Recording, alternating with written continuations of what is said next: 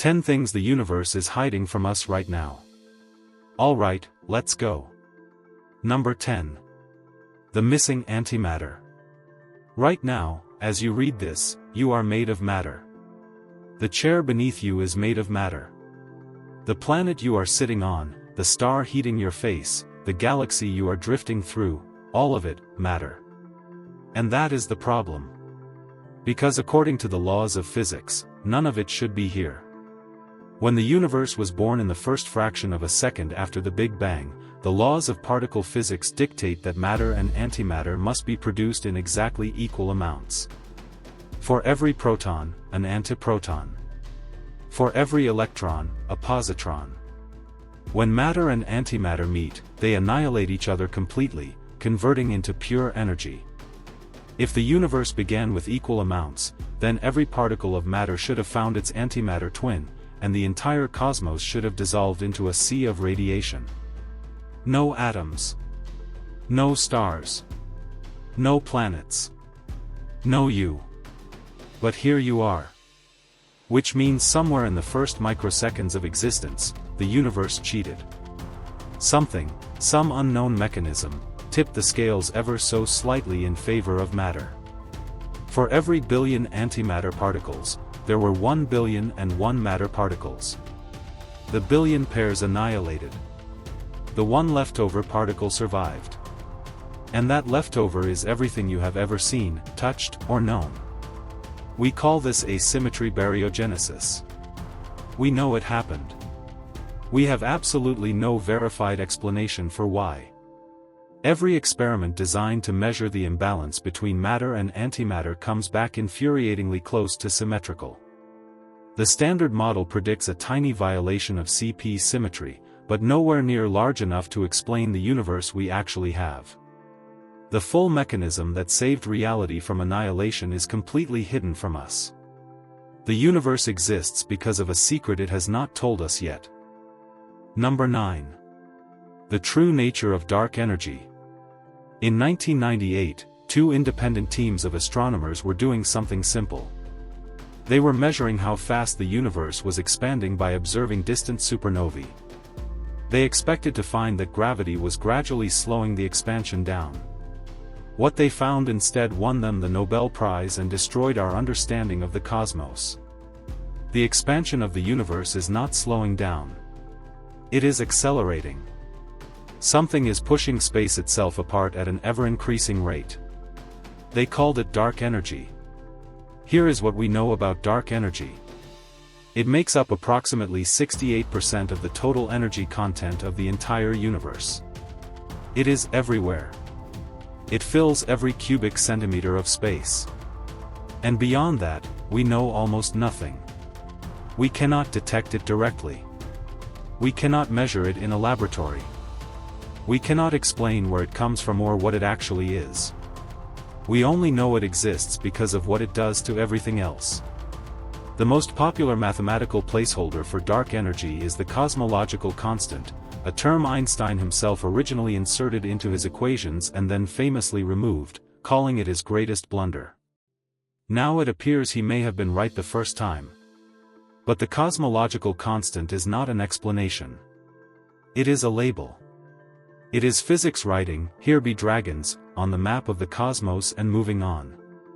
The universe's dominant force, the engine driving the ultimate fate of all existence, is something we have named, measured indirectly, and understood not at all.